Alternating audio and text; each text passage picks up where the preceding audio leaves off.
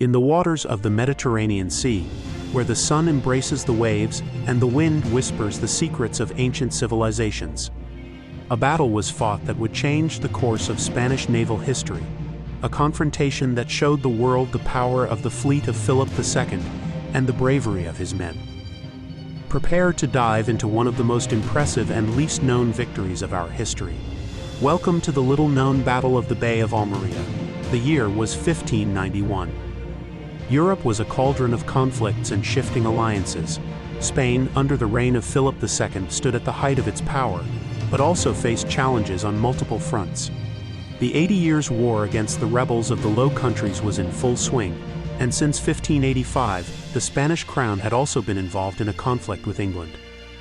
The Mediterranean, once the main stage of the struggle between the Cross and the Crescent, had yielded prominence to the Atlantic.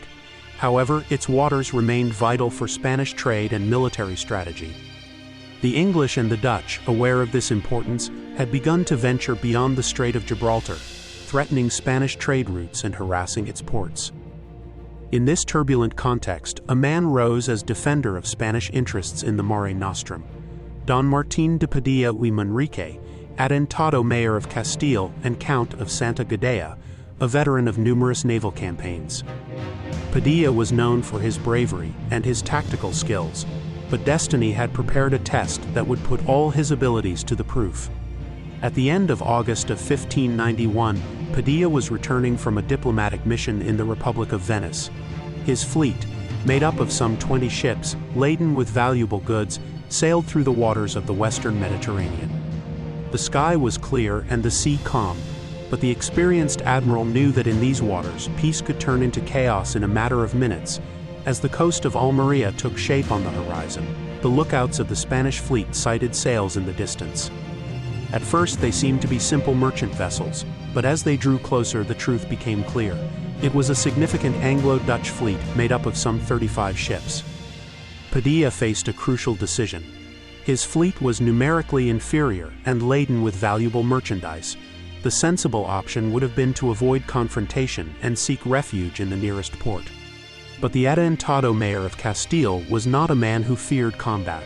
With a defiant smile, he ordered his men to prepare for battle. Gentlemen, today we have the opportunity to show the world that the Spanish fleet remains the undisputed mistress of the Mediterranean. May God and St. James be with us.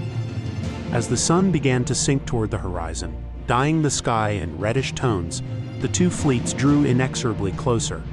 The stage was set for a battle that would go down in history as one of the most glorious moments of the Spanish Armada, 28th of August of 1591. The waters of the Bay of Almeria became the stage of a clash that would be inscribed in the annals of naval history. The Spanish fleet faced a combined Anglo-Dutch force that outnumbered the Spanish ships.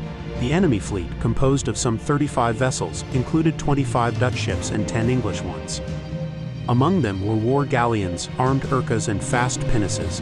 The Dutch were under the command of the experienced Admiral Cornelis van de Putte, while the English contingent was commanded by the corsair Sir Richard Hawkins, son of the famous Sir John Hawkins. Padilla, for his part, had 20 ships, a mix of war galleons and armed merchantmen. Among them stood out his flagship, the San Martín, an imposing galleon of 1,000 tons armed with 50 bronze cannons. What the Anglo-Dutch did not know was that they had encountered one of the most astute commanders of the Spanish fleet.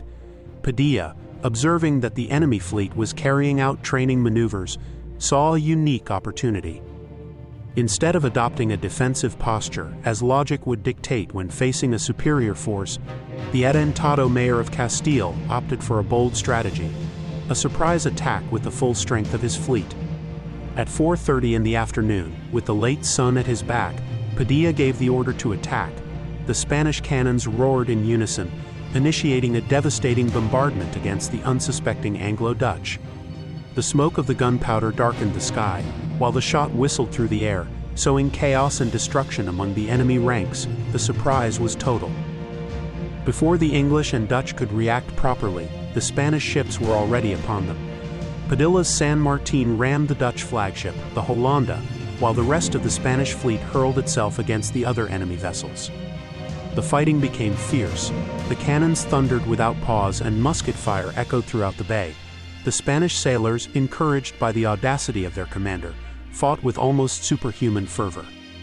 By 6 in the evening, barely an hour and a half after the start of the combat, the battle was already decided. Padilla's strategy worked to perfection. The Anglo-Dutch fleet, surprised and disorganized, could not withstand the coordinated and ferocious attack of the Spaniards.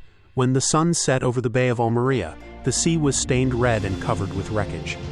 The Spanish victory was absolute. Of the 35 enemy ships, 20 were captured, including 17 Dutch and 3 English. The rest sank or fled in complete disorder. Enemy losses were severe. It is estimated that several hundred men lost their lives, while nearly 1,000 were captured, including the Dutch and the English admirals. Spanish losses, by contrast, were surprisingly low, barely 50 dead and 100 wounded. The captured booty was impressive. In addition to the ships, the Spaniards seized more than 300 artillery pieces, large quantities of ammunition and supplies, and a treasure of goods valued at more than 200,000 ducats.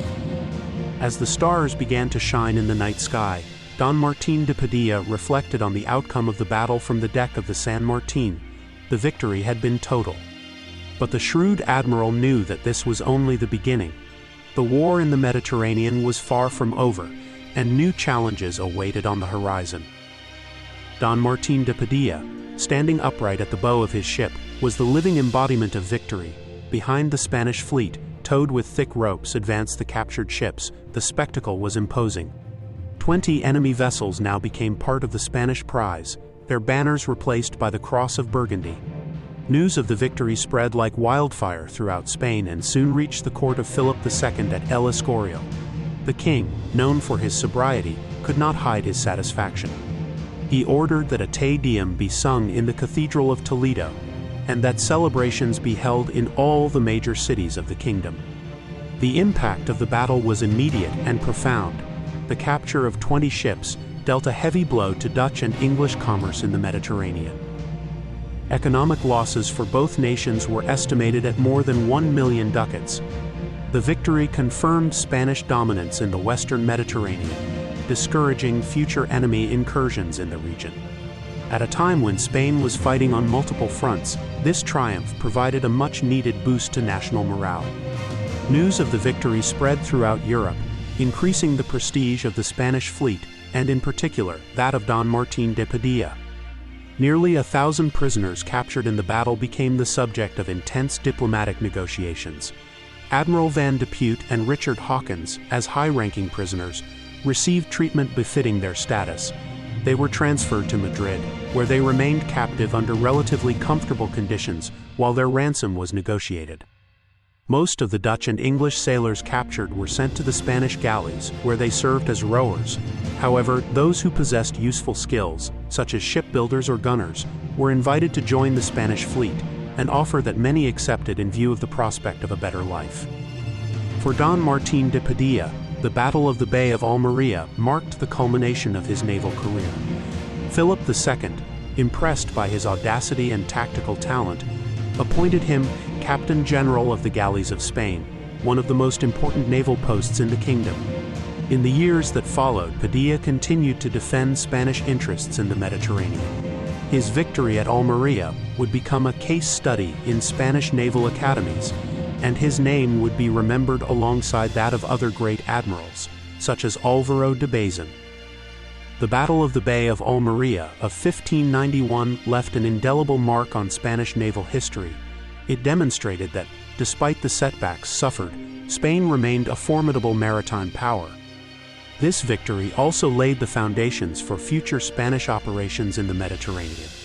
The experience and confidence gained at Almería would be reflected in later triumphs, such as the Second Battle of the Bay of Almería in 1601, also led by Padilla. Today, more than 4 centuries later, the Battle of the Bay of Almería of 1591 remains a testament to the courage, skill, and determination of the Spanish sailors of the Golden Age. It is a reminder that even in the face of enormous difficulties, audacity and strategy can change the course of history. Dear viewers, the story of the Battle of the Bay of Almería is just one of the many hidden treasures of our naval past. I invite you to delve deeper into this fascinating era, to learn more about the men and women who forged the destiny of Spain on the seas. What other unknown naval battles do you think deserve to be rescued from oblivion? What lessons can we learn today from the audacity of Don Martín de Padilla? Leave your comments below and do not forget to subscribe. For more content on the epic history of Spain, be sure to explore our past. This is not just an academic exercise, it is the key to understanding our present and forging a better future.